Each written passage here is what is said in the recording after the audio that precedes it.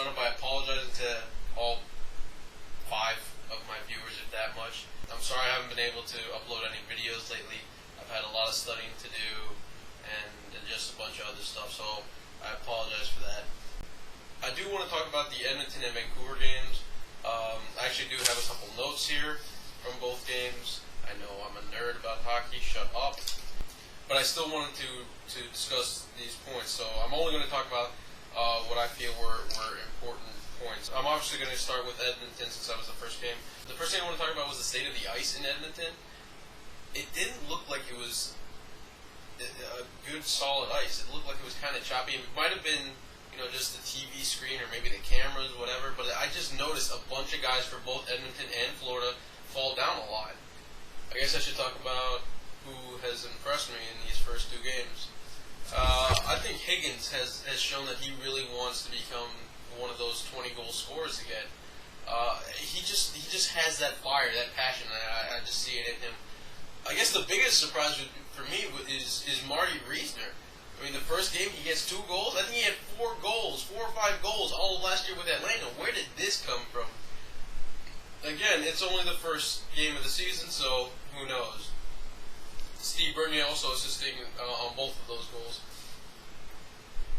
The third person who's kind of impressed me is Matty, Sean Matthias. He's playing with a certain physicality now. He's trying to dominate down low in the corners, and I think eventually he's going to be on our second or first line even if he continues to play like this and he continues to produce. Obviously, you're not going to get any ice time, no matter how well you play if you don't produce. Frolik also looks good. He needs to work more on his defensive game, and that hasn't changed much in the last 2 years. So, and Kulikov, I guess, needs to do the same thing. But he looks like he's gotten a little bit more solid.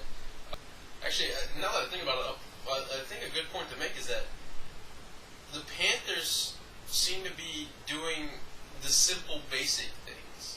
They're not trying to go for the old spinorama, deep left, deep right move. They're just trying to chip it off the boards, get it out, and then go from there. I think that's a solid play. They're not trying to overdo it here. So this last thing I want to talk about the Edmonton game is that Horkoff goal. Now, obviously, since I'm a Panthers fan, I'm going to say that it was a kicking motion.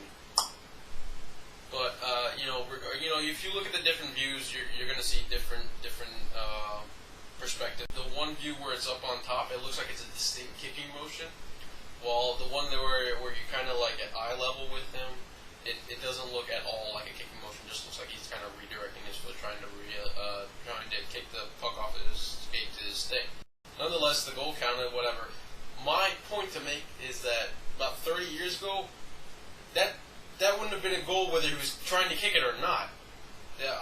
They never allowed off the skate goals. If you were going to score a goal, you had to score it legit. You had to score it with one of these, alright? With a hockey stick. So, that's my beef with that one. The Hordichuk-Reisner-Bernier line was dominating physically. In the corners, man, dude, bam. I was hoping Hordichuk was going to get into a fight, but I guess beggars can't be choosers. Yeah, Garrison and Weaver seem like they are the solid defensive pairing. You have McCabe and Kulikov for offense, then you have Wideman and Allen for a combination of offense and defense, and then you have Garrison and Weaver solely for defense, which I think is a good combination to have. I personally like to have the 3 combinations there, the offensive, the two-way, and then the defensive pairings. I don't know. That's what I always do whenever I play NHL 11. Which, by the way, that's a pretty good game if you haven't picked it up yet. I think it's funny how Ola scored his first goal of the year. It deflects off like 2 or 3 players, and then it goes in. Dude, I'm sorry, man. I mean, that's lucky. Congratulations. But this guy has been trying for like 3-4 seasons to be that legit top 2-line scorer. And then that's how he scores his first goal. I thought it was kind of funny, to be honest with you. And then late in the game, we gave up that second goal to I think it was one of the Sedins. It might have been Daniel. Not entirely sure who. I don't really care at this point. They won. Who cares? Move on. Last point I want to make is, where the heck is Weinprecht? He was our second line center, and now he's not even in any of our forward lines. Where is he? He's a healthy scratch, they say. Has he just lost his game? I mean, what's going on here? I don't know what to make of that. Are we trying to trade him, or maybe we're just waiting for Santarelli? I don't know. Who, by the way, he's also impressed me. He looks like he looks like a rookie.